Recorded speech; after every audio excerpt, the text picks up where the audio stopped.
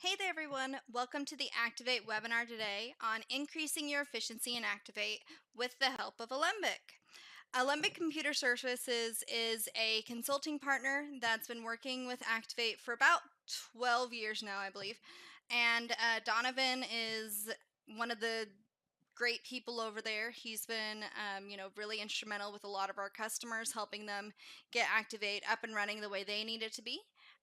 Customizing reports or adding additional applications to just increase your efficiency and your automation in Activate itself. So I'll go ahead and let him take the floor. Donovan? Thank you, Eva, and welcome everyone. Today we're going to talk about how we might be able to increase efficiency inside Activate through custom reporting and custom programming. If you were able to catch last month's webinar where Brad went into custom reporting and how to use Crystal reports and how to make some basic modifications, well, we're one of those partners that can help take it just a little bit further, and we're going to talk about that a bit today. So first, let me introduce myself and who Alembic is. Alembic is a small team of consultants and developers. We've kind of shifted over the years. We've been around for 40 years. We're currently specializing in the QuickBooks and Acctivate arena, really with custom reporting and custom programming. We also do consulting, implementation, and ongoing support. We are based out of the Phoenix, Arizona area, and as I mentioned, we've been in business for 40 years now. And in the last 12 years, since our shift to the QuickBooks environment, we've currently created roughly 50 plus custom programs focused around both QuickBooks and Activate. So we've got a bit of experience. We've done a whole lot of different types of programs, a lot of different work, all sorts of different reports, both from your simple or relatively simple reports to some of your pretty complex reports. And we're going to go over a couple of those today just to give you an idea of the types of things that are possible that folks might might not realize can be done. A little bit about me. I am Donovan Sachs. Been with Alembic now for just over 12 years. Prior to that, I was a computer operator in the Air Force. Did everything from working in switchboards and comm centers and computer help desks and server administrator, web admin. So just kind of covered the gamut of computer stuff, really. Got a lot of experience just being in all the different roles that I was able to hold, and I just kind of brought that experience with me here to Alembic, and I'm kind of that front-facing guy who's going to talk to you, work with you, figure out the types of reports, types of programs that we're looking to create, and then I meet up with our programmers and we get down and figure out exactly how we're going to do what we need to do, and we get that job done. So you work with me and with Jeff, our senior consultant, to get the ball rolling, and then we kind of hand it off to our programmers and we work hand in hand with them. And again, all of us are here in the Phoenix area. So that's a brief bit about us, and let's get into the fun stuff. So increasing efficiency in Activate, what do we mean? Activate is a big step above what QuickBooks itself can do.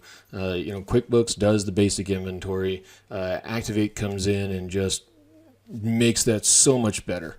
There's things that we just can't do over in the QuickBooks world. However, there is a little bit of room for being a little more efficient. Activate has designed a great piece of software that can work for a wide range of industries, and in doing so, there's some considerations they have to make, and there's a couple areas where folks might find that they'd like to do things a little bit different. They'd like to automate things a little bit more, and we can really dig into your specific needs. What exactly is it that you need to do that you just can't do right now? We want to make you, more efficient, be able to get the job done and not spend so much time on repetitive tasks and having to pull data together. So we can help increase performance, eliminate those repetitive tasks and automate processes where possible. And again, we're looking at doing that through custom reporting and custom programming. So we're going to jump in and take a look at the reporting piece first. I'm not going to get too deep into the reporting. I could go on and talk about this stuff all day long, but we don't have that much time. So we're going to hit some of the more complex reports that we've done, and here's one of them. This report that we created for a customer is actually pulling data out of QuickBooks and Activate into one report. It is still a crystal report. It's kind of behaving more as a dashboard. You might notice, you might recognize some of these pieces from the QuickBooks dashboard. So we've got the income and expense trend graph. We've got open AR, open AP. We got what our balances are on chosen accounts. And again, for this customer, these are specific areas that they wanted to see. So under the inventory section, we're not showing all the inventory. We're just showing some key products or key groups of inventory. And again, top 5 expenses. We're really just pulling that QuickBooks data in. And then we're also bringing in what Activate's doing. So Activate's controlling, our sales orders and purchase orders and inventory for us. So we're going to pull that data out of Activate. We're going to pull the other data out of QuickBooks, bring it all together so you can see it in one place.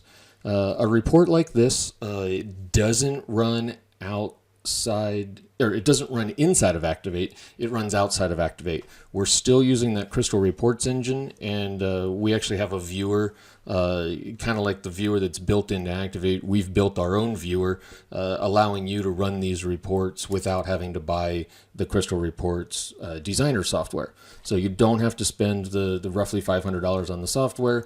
We're just developing the report and giving you the ability to run it and view it and refresh that data whenever you need to. So with this, we're hoping to, we can help reduce the time that this customer was having to put this report together every month. Instead of having to run all these separate reports out of QuickBooks, out of Activate, and then pulling that data together inside Excel, we're doing it all for them. I will say that this report, because it consists of 10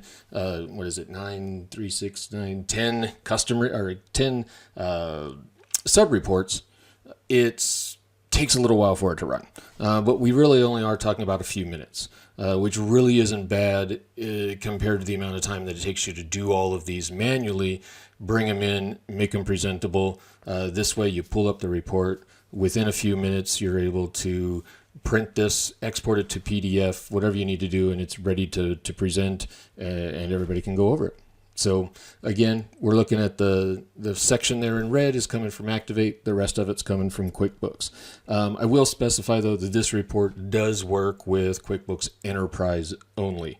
The tool that we used is part of the Enterprise product, and it's just, unfortunately, it's not available in the Pro and Premier products. But again, it is something that's doable, and really on this webinar, we're just kind of trying to open up your mind so you can see the types of things that are possible.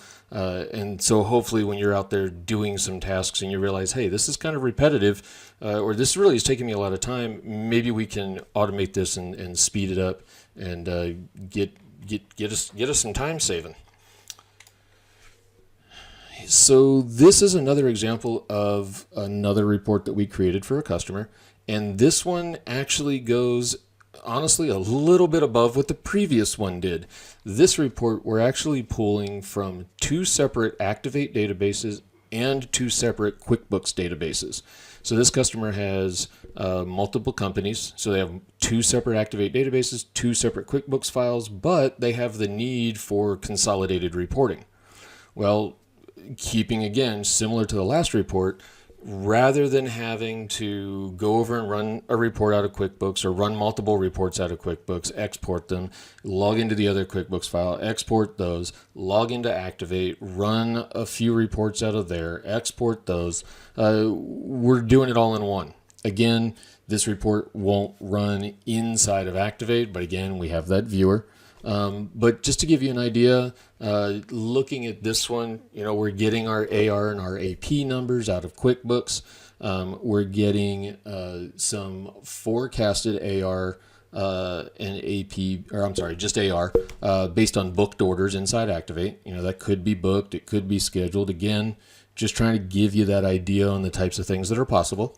And then we've got data coming out of manual entry. So when the user runs this report, they've got some parameters that they're able to enter at runtime.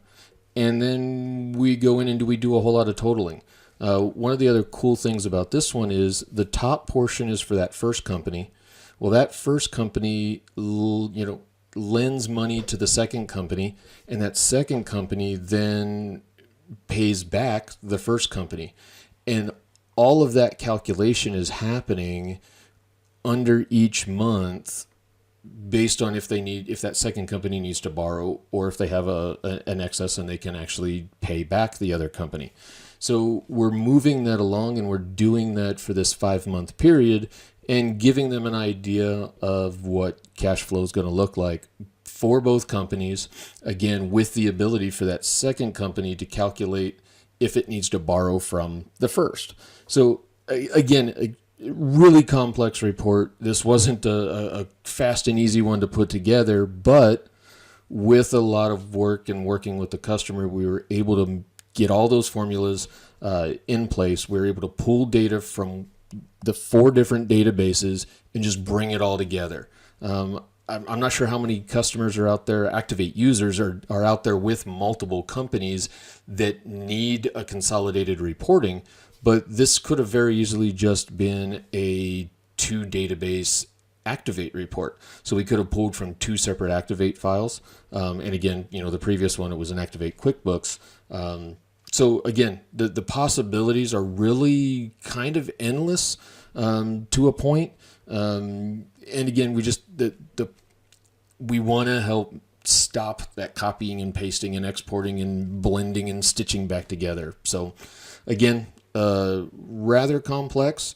I'm not going to go through all the different fields, but hopefully it gives you an idea again of the complexity at which we can get into. And then this one, really, we kind of went from the wow to the, oh, okay. But this is just a single report, single Activate file. But again, this kind of piggybacks to Brad's webinar last month talking about custom crystal reporting inside Activate.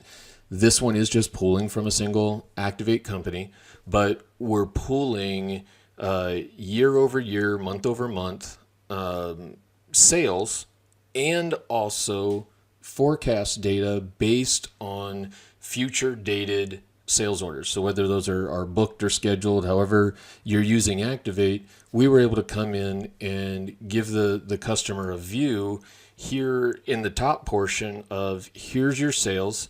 They put in a date range, and for every year that their date range spans, the report brings back quantity and dollar amount each month. And again, you can see month over month what those numbers look like. Again, the sample data we were working with here to get you an idea of what we could do doesn't have a lot of data in it, but we can see we have some month over month type data here. And then when we get down to the forecast piece, it picks up where our live data, our sales data ends, and we just kind of keep carrying it over. So again, still giving you that month over month ability to kind of see what's coming for the rest of the year. Again, this one's not a super complex report, but it could have required multiple reports, running multiple reports out of Activate, and then bringing them together, stitching it together over in Excel once you get it all over there. So why spend that time when we can create you something that you can run in a matter of minutes, sometimes seconds, just to pull everything together that you need, save that time, let you do more important things than copying and pasting data all day long. So again, I could talk about reports. We've got so many reports, different reports that we've done, whether it's commission reports, sales reports, inventory availability reports, just you name it, you think of it, we can probably help you do it. Our tagline kind of has turned into the, if we have access to the data, we can do it.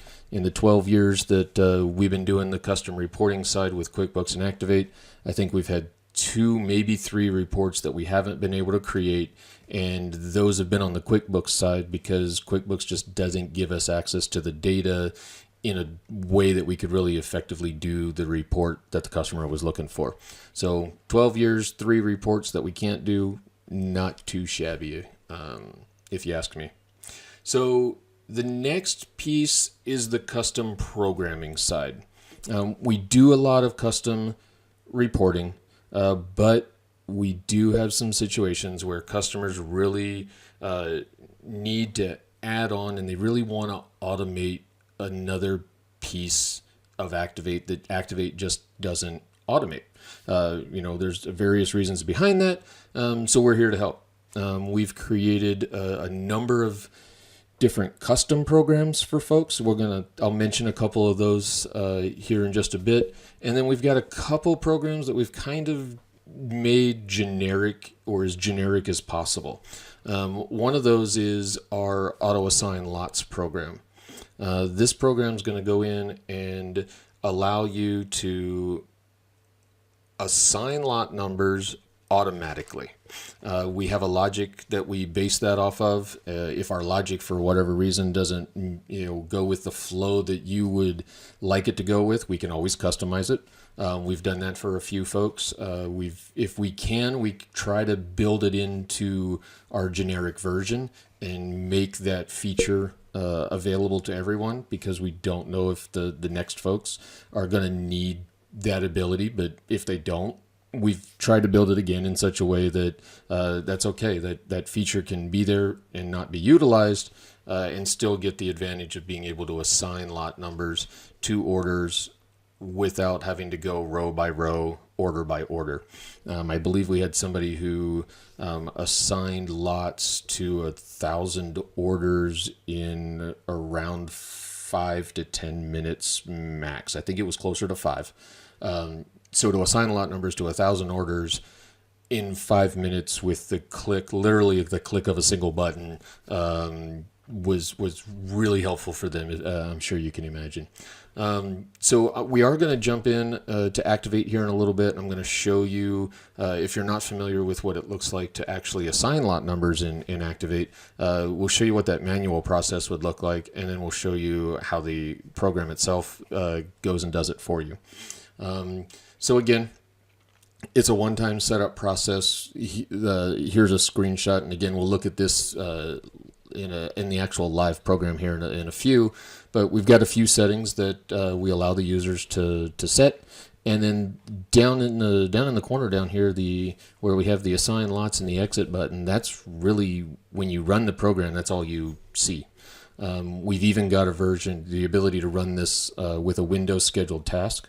So it can run on a schedule, could run every 30 minutes, every hour, twice a day, could run automatically in the evening once everybody's done and gone home. Hey, let's assign lots so they're ready to process in the morning. So many different ways you can do it. Again, just trying to help you automate any piece that you are doing repetitively.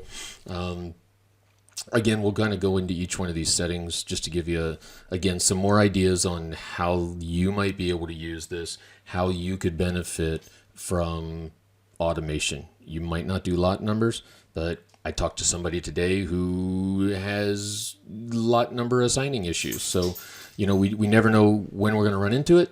So again, just sparking hopefully those thoughts that, hey, we could automate this, I bet.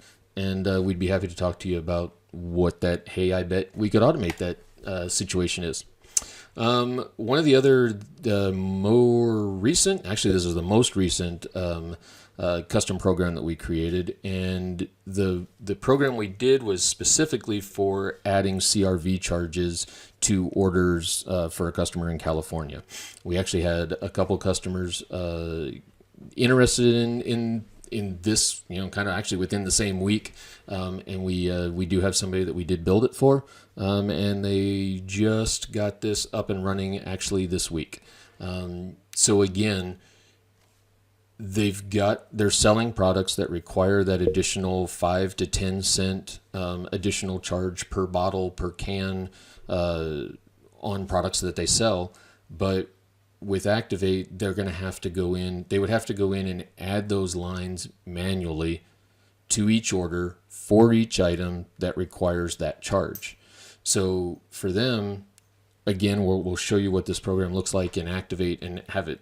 We're actually going to run it for real and let you see the order before and the order after and what it looks like. And again, talk about what the manual process would be. We're only going to do a couple orders, so you're not going to really see the full impact. We're not going to do 1,000 orders. Don't have time to set up that kind of test data. But we are, again, going to show you here's what you would do manually. Here's what the users would have to know to do the work manually. And here's all we had to do to set it up to automate it. Again, just to give you ideas. We do have another customer prior to doing the CRV charge program. We did a specific one for them, and it's a bottle and crate charge. So for that customer, they had both a bottle charge similar to the CRV charge and a crate charge.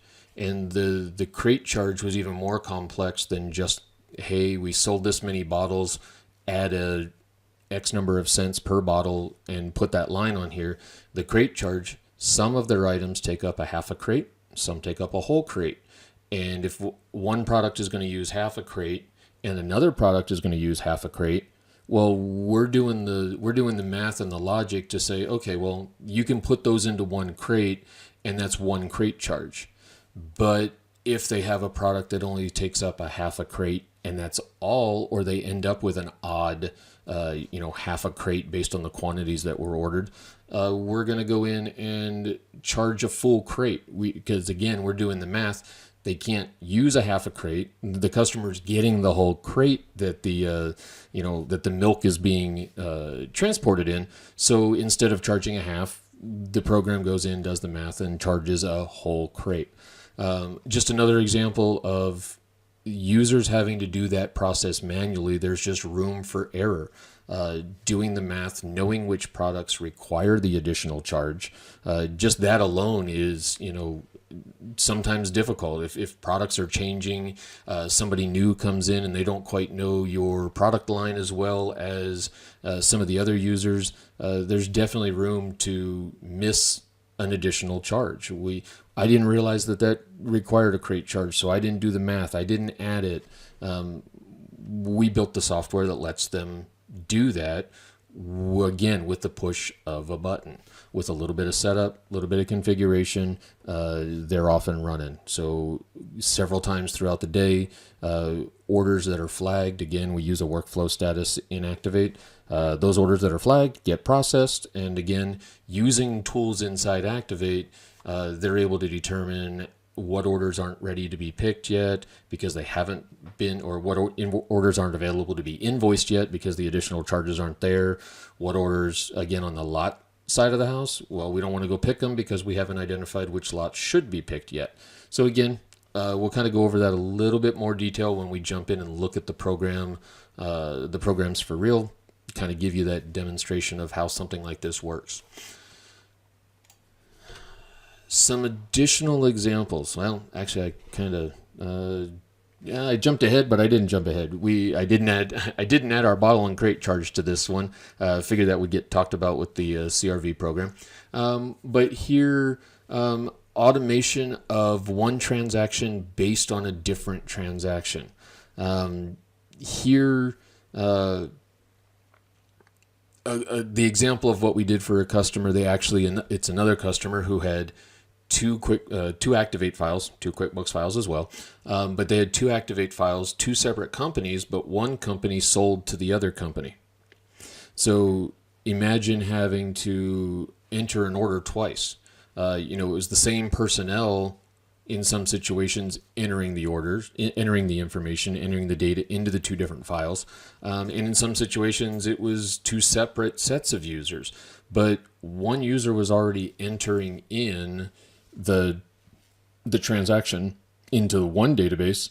If it's going to be the same item numbers, the same data, just a separate Activate file, well, let's do the work for you so you don't have to do the double entry, whether it's the same person doing it or a secondary person who we now don't have to have tied to entering orders. So in this situation, the sales order and invoice would get created in one file, and that would create the purchase order in the other file.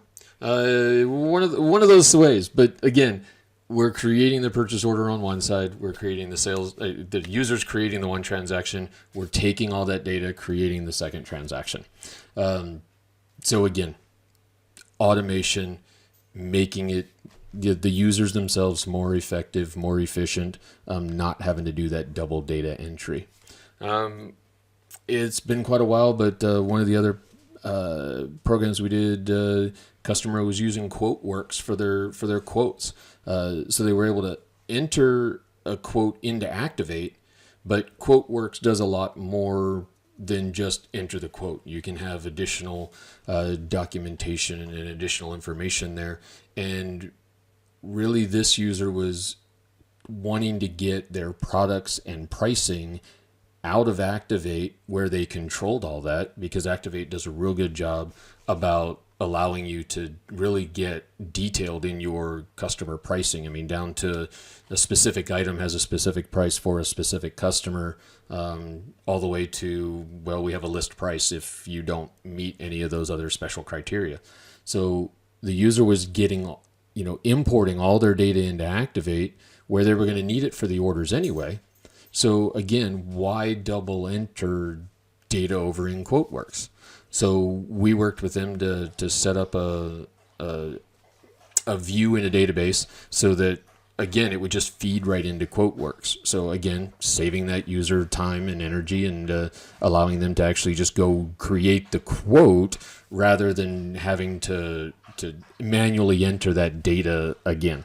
So another example, a current customer who has it sounds kind of odd, but they've got another inventory system on top of Activate, and that system is called Cardex, and it's the solution that they have is a vertical storage, a vertical inventory system. So it's a big machine, has trays, has rows, and they move inside this machine, and it does guided picking. So it knows what lot numbers it has, it knows what part numbers it has, it knows which bins they're in, and it can guide the user to, the information. Here's the items you need to pick, spits out the drawer, tells you to pick these. But again, the orders are getting entered into Activate. Well, the orders need to get sent over to this other system so that it knows, again, what the order is, to tell the user what items they need to pick. So we're sending that order out of Activate over to the Cardex system. And then once the order's been picked, we need to now tell Activate that these items have been picked, but we don't tell them that until they've actually been picked. So we've got this two-way communication built in to where we're pulling the data out of Activate into this Cardex system, out of Cardex back into Activate, and we're updating the orders and doing the all of the different steps inside Activate are being done. So all the users really have to do are enter the order and then invoice the order. They didn't have to somehow manually export the data, get it into a spreadsheet, send it over to the secondary system, and again, that more double entry and just a lot of work and a lot of room for human error. So we really want to eliminate, again, work that doesn't need to be done by a person, and the ability to get rid of that mistakes that we as humans make. All right. Again, I told you I could talk about that for hours and hours, but we're going to jump in and actually show you what a couple of these programs look like in real life. So here we have Activate. I've got a couple items and a couple orders already set up for us. We're going to first look at the auto assign lots program, and just kind of see what it does and how it works. And we're going to do it with one of my most favorite snacks. We're going to work with Oreos, and we got a desk chair in here just as an example of something that's not lot controlled. What the program's going to do with this order when we have a lot controlled and a non-lot controlled item on the same order. And then this order that I've got over here is just an order that does have a lot controlled item on it. Let's see. Let's take a quick peek at our Oreo item in Activate. We've got our Oreos in one warehouse. We've got 775 on hand, and we've got 725 scheduled. So those two orders that we have a total of 725 on there.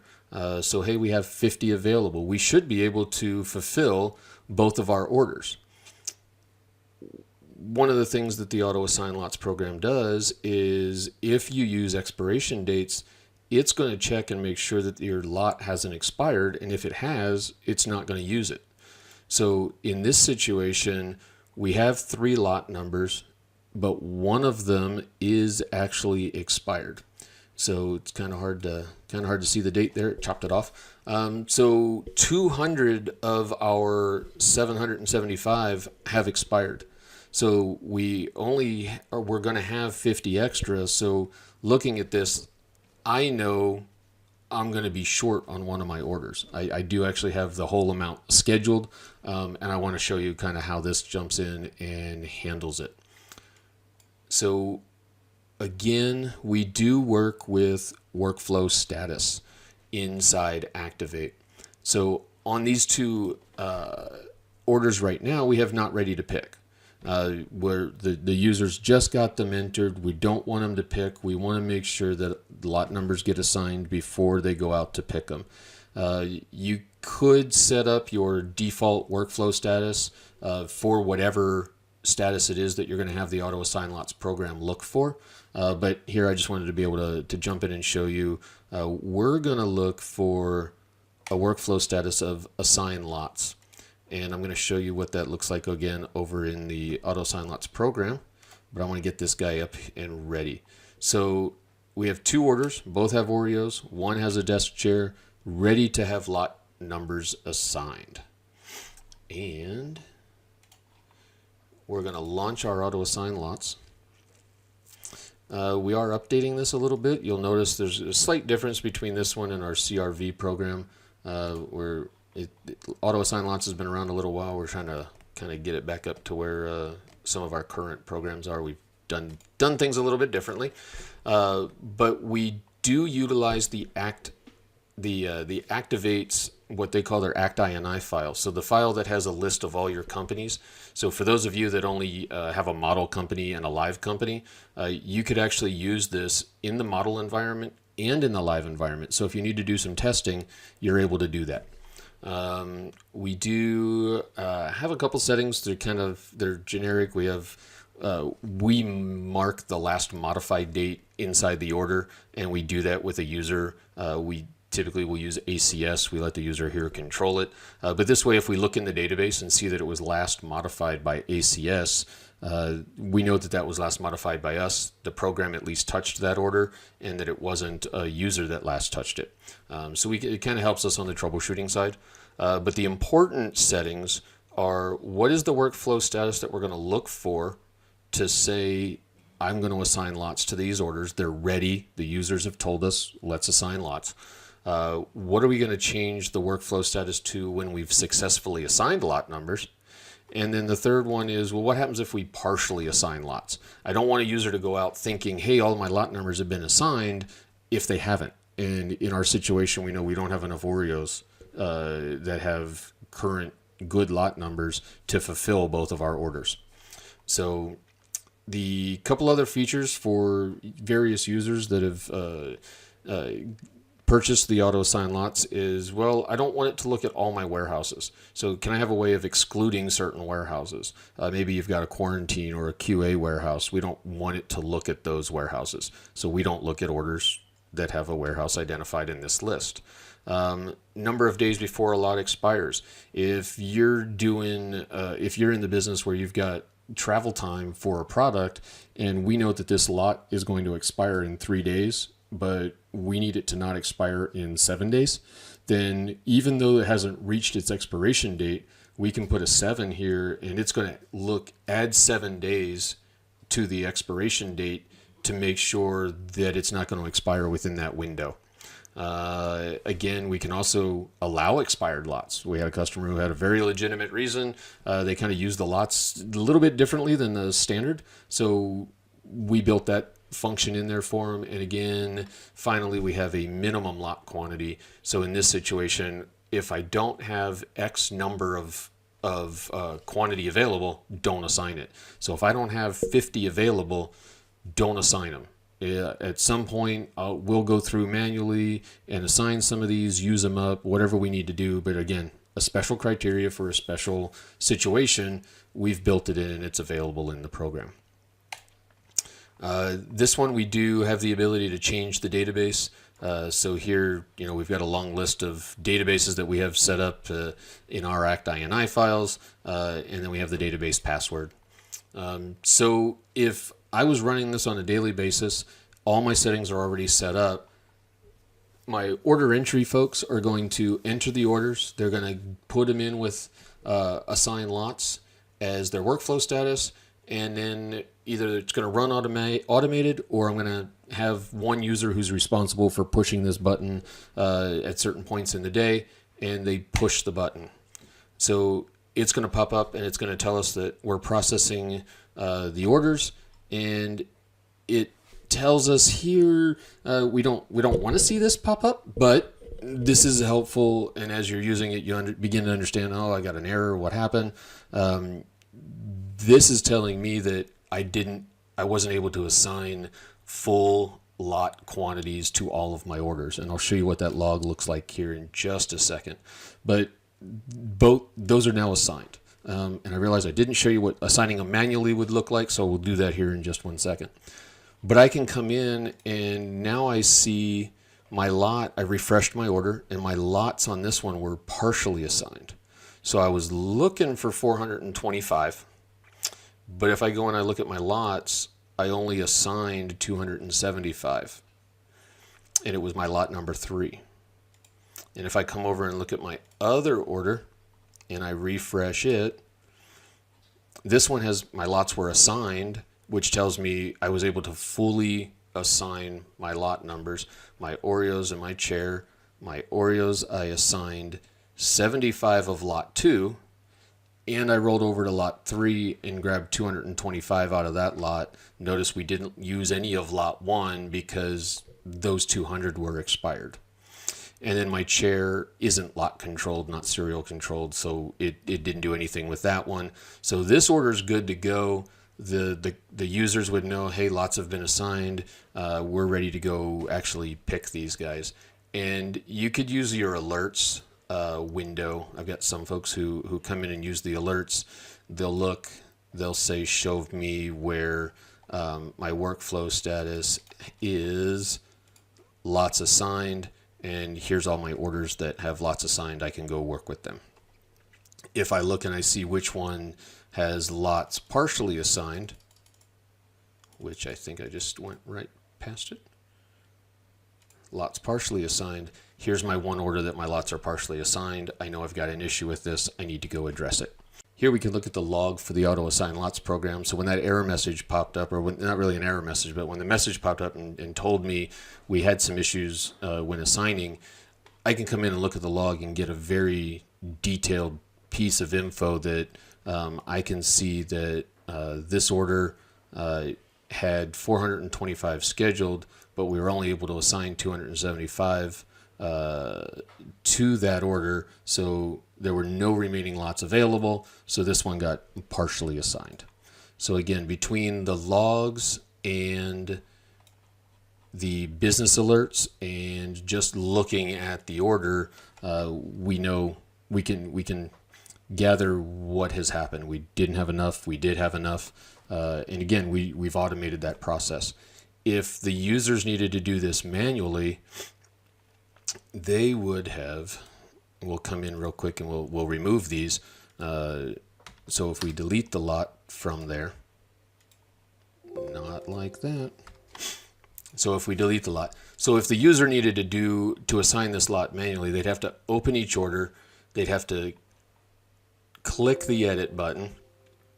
All right, sorry, we come in, select the line. Now I have to know which line requires lot numbers. So I have to select each line if I'm not familiar with our part numbers. My lot number button activated here, so I know I have lot numbers to assign. I'm going to come in, well, I'm going to pick lot number 1, and I'm going to close this, and I'm going to save it. Well, that user just picked an expired lot. So the auto assigning is taking care of that logic for them and eliminating that user error and keeping them from picking that expired lot. The date was there, they could have seen the date, but in the rush they didn't pay attention, they assigned the wrong lot number, and we end up with a situation where we've got to go back and address that, whether it made it all the way to the customer or not. So here in this example again, if the lots weren't assigned and I wasn't familiar, my Oreos, I have a lot number, they're in there, again, manually doing the drop downs and selecting them. And then, oh, my manager chair, oh yeah, that's right, that one's not lot controlled, not serial numbered, nothing along that lines. I don't have to do that. So if I've got an order with 50 lines on it, that's going to get real tedious. And as you saw, we opened the auto assign lots program and we pushed the button and we let it do all the thinking and all the assigning for us. That's the real quick down and dirty. We're getting close to running out of time here, so I want to jump over and show you what the CRV charge looks like. So similar principle, we're using the workflow status to figure out which orders we need to address, which ones we need to work on. So let's pull up a couple orders that we have here for the CRV charge. This one, we're going to go with another one of my vices, and we're going to work with some Mountain Dew, Arizona iced tea, and we're going to assign some CRV charges to these guys. So in this situation, again, as I mentioned, the workflow status, I got them set for not ready to pick, but I'm going to come in and I'm going to change that to awaiting CRV charge. I'm going to do that on both of these guys. I'm going to give us a waiting CRV charge. Looking at these items, again, if our users know our entire product line and know every item that requires a CRV charge, great. But again, going through line by line can get a bit tedious. And on top of it, well, we've got a 5-cent CRV charge and we've got a 10-cent CRV charge. Does this one require a 10? Is it a 5? And, you know, that's based on how large the product is. Is it under 24 ounces? Is it over 24 ounces? And then doing math, we've got case counts. Well, we sold a number of cases. Well, how many bottles or cans are in each case? Oh, I don't remember. Again, a lot of tedium can go into that and really make order entry drag on for way longer than it needs to. So in this situation, the solution that we built is coming in, and we actually start by going into each product. So the setup on this one takes a little bit longer, but we've created a custom field at the item level. And that custom field is for the user to tell us which CRV charge applies, if one applies. So here on our Mountain Dew, we're going to go into the product, and we're going to, one, we see we have a bunch on hand, but more importantly, we see we have an inner pack quantity of 6. So instead of really a case, it's a 6-pack. And I've got my custom fields, and here I've got my CRV items, and we did a custom field that's a drop-down list so that when users are setting this up, they can mess it up, but they have 2 choices, CRV5, CRV10. And those are actually other charge items in Activate. So those items have been set up. We added them to the drop-down list. The user gets to pick. And that is the only room for error there. Now it's assigning them to orders. It's all going to happen automatically. Arizona, so that one we had set up as a CRV5. Our Arizona iced tea, we have, it's an interpack of 1, so we're treating these, if I sell 5, I need to have 5 CRV charges. And this one's going to get CRV10 because it's a 24-ounce can. So again, my users might know that, but if they haven't been around for a while, they truly may not. So those are the 2 items on that guy. Over here on this order, I've got my Coke Zero. Again, this is a CRV item. It's got 8 to a case. And we've got our Mountain Dew, we've got our Arizona iced tea, and we're going to bring in an executive desk chair.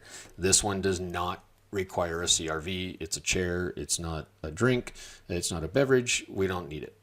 So awaiting CRV charge on both of my orders. And this time, my assigned CRV charge program looks a little bit different. We designed this one so instead of having to go and change my company or change my Activate file that I'm working on, we actually give you the ability to set up as many files as you need to. So whether you're going to do your demo or your model company because you're just getting up and running, and then when you switch to the live, those will be available in a drop-down list, and you can just bounce between the two.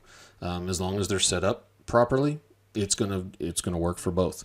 And then we have an Add CRV Charge button. Behind this, the settings are a lot simpler than the other one. We do have a shared folder, so if multiple users are going to be running this, the settings only have to be done once, and if we change a setting, it will affect the other users that are using the program. So we don't have to go around to every user and tell them, hey, change your workflow status that we're looking for. One user does it, and it affects everybody. Again, we're looking for that Activate INI file. It lives on your server. My computer is my server. So again, we'll usually work with you to help you get this set up and help find that INI file. If you're not familiar with where it is, we can help with that. And then we have a username and password for you for licensing purposes. And then we get into the company setup. So here, I've already set up my demo file that lives on the server. So when I click on it over here, it loads it up, says, here's my Activate database. Here's our password to access the database in the SQL server environment. Again, we help you with this. A lot of times it's a default that Activate sets up, but there are times where IT folks will change this, and we might have to reach out to them and get that from them. But then after those 2 things are done, we have a drop down of all your workflow statuses for that company. So we come in and say, well, we're going to, for this, we're going to use my awaiting CRV charge, and we're going to do CRV charges added once we've successfully added the CRV charges. And that's all the setup. So now moving forward, my users are entering orders, my workflow status, again, this could be my default workflow status on a new order. So they don't even have to change that. They just have to enter the order, put the items on it. They don't need to worry about, do these items have CRV charges, yes or no. All that a user is going to need to do is come in, hey, Bob's getting ready to go out and pick. Let me go assign my charges. Or Bob's already picked. Maybe we want to do this after they've done their picking. Whatever that stage is, set the workflow status, come in, push the button. It's done. I didn't even get my hand off my mouse yet, and I've assigned my CRV charges. So if I come into these orders and I hit refresh because I had them loaded, CRV charges added, and I come down, and this one that just had Mountain Dew, sorry, this one was the more detailed one. Nope, this was my one with the 2, sorry.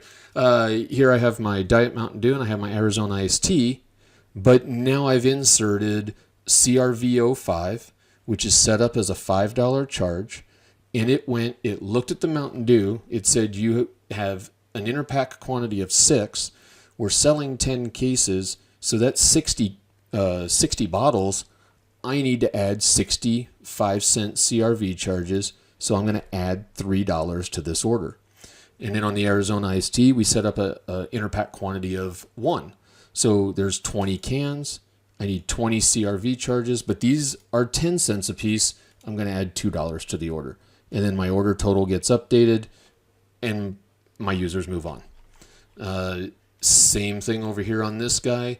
We had our Coke Zeros. Again, we had 15 with an interpack of 8. So we did the math. We got our 120, 5 cents a piece. We had our Mountain Dew. This time we had 40. It went and did our math for us. The executive chair, doesn't have a CRV charge, so it didn't insert a new line in the order. So we skipped down to our Arizona iced tea. Sure enough, a 10-cent CRV. It gets added. We get all those lines. Our total gets updated. And we're done. The users didn't have to spend the tedium of going through each line and adding these charges one by one. Normally it would just be if this is a 50 line order and 12 of the lines have a CRV charge, they didn't have to think about it. They just put on the orders, the items that the customer ordered. One more thing that we did in this to accommodate is, before we invoice, sometimes we might need to adjust the quantities of the items that were sold.